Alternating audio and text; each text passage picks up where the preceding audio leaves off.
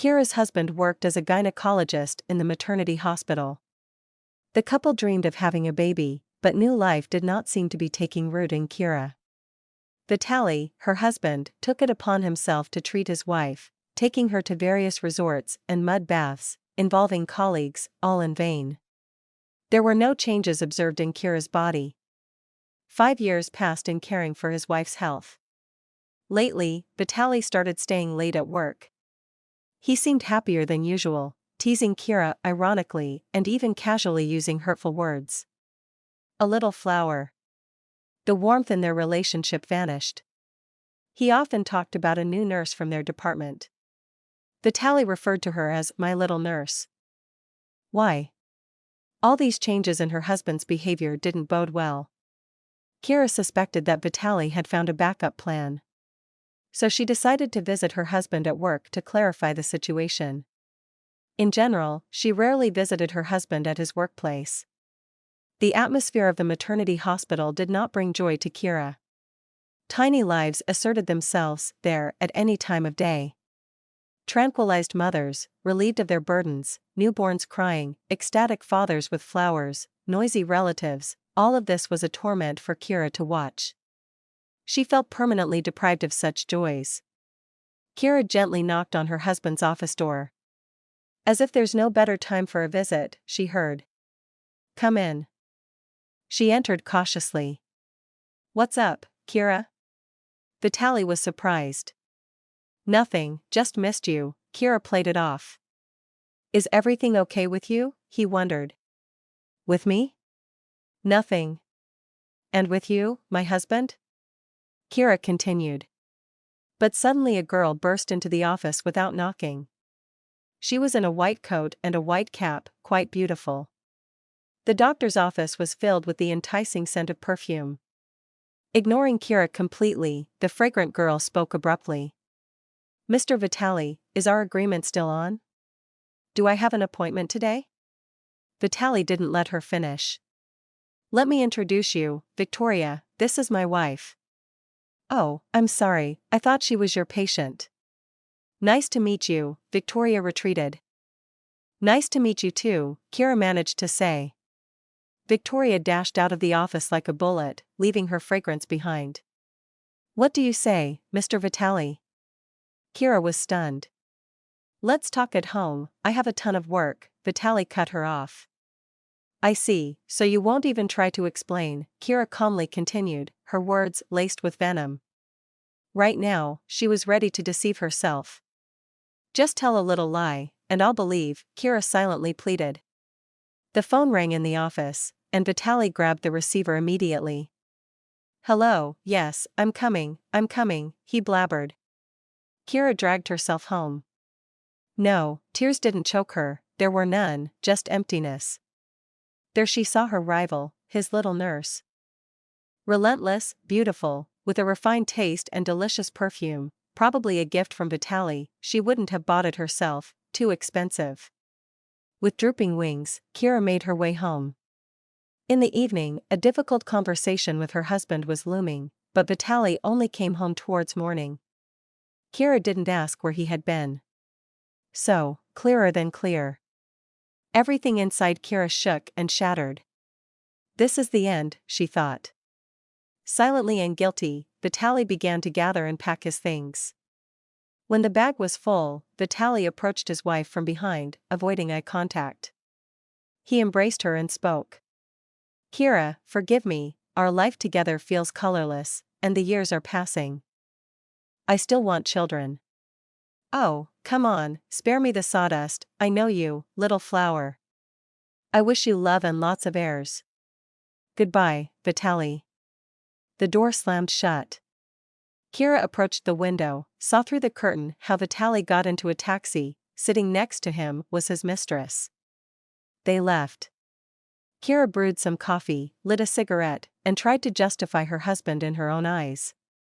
He did everything he could for me, poor thing, wanted to have a real family. Our marriage was built on sand, I could never give him a child, damn it, and yet. It seemed that happiness had finally and irreversibly slipped away.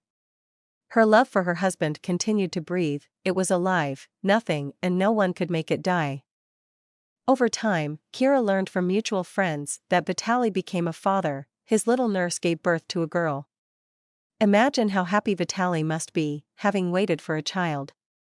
Lord, I'm 27 years old, is nothing sown for me in this world? Kira lamented.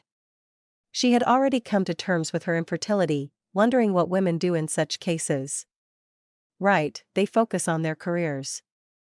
Kira was an exception, she wanted to adopt a child from an orphanage. They gave me one, she thought, she has an incomplete family, she wanted to become a nun, spent a month in a monastery, and one day an experienced nun approached her and advised, "My dear, it's too early for you here, live in the world for now. Your happiness is near, very near." For some reason, Kira believed this woman, and her heart began to bathe in hope. Oh, the healing passage of time. Pleasant changes began to occur in Kira's personal life. She went to the theater, invited by a friend, and met a man. Alexander, the stranger introduced himself, immediately endeared himself to her, she wanted to tell him her whole life, drop by drop, to the last detail. Nothing to hide, he'll understand, you don't find such a person easily. As for the theater man, he immediately fell in love with Kira, there were no long dates, why wait? Both Kira and Alexander from the theater were long ready for family life. Kira, with her sad experience, warned Alexander about her flaw before the wedding. This confession didn't deter the groom. On the wedding day, he whispered in his bride's ear, "We'll make it work, you'll see, I believe. In sorrow and joy, I'm with you, my Kira." 7 years later, Kira and Alexander had 3 children. 2 daughters and a son. Kira laughed. "Alexander, maybe we should stop?" Alexander lovingly looked at his wife. "As God gives, my dear." Boundless happiness settled in this family. Forever. Once, while walking in the park with the children, Kira noticed Vitaly. They hadn't seen each other in 10 years. She called out. Vitaly didn't recognize his ex-wife immediately. Then he smiled, brightened up. "Is that you, Kira? How you've blossomed. I'm so glad to see you, heard about your family. You and your husband are doing great. I can see your son looks just like his mom. And the daughter, probably like her dad?" Vitaly spoke with embarrassment. "Yes, my husband is wonderful, he loves me, and I worship him with all my soul," Kira proudly replied. "And how about you, Vitaly? Your daughter must be all grown up by now," the former wife inquired. "There's no daughter, Kira," the smile faded from Vitaly's face. "Perhaps you'll explain?" Kira was surprised. "I'm guilty before you, Kira. As they say, there are mists at sea, deceptions in the world. My second wife led me by the nose, the same nurse. She gave birth to a girl, but not mine, brown-eyed, while my wife and I are blue-eyed. Obviously, the child wasn't mine, there's no need to be a gynecologist to figure that out. You can't tell immediately, all babies are born with blue eyes. It took 6 months, and everything became clear. The daughter isn't mine," my wife confessed, saying she wanted her future child to have a father, biologically she refused him. And I was circling around her, and I fell into her trap. In short, the nurse and I parted ways, you can't build a life on deceit.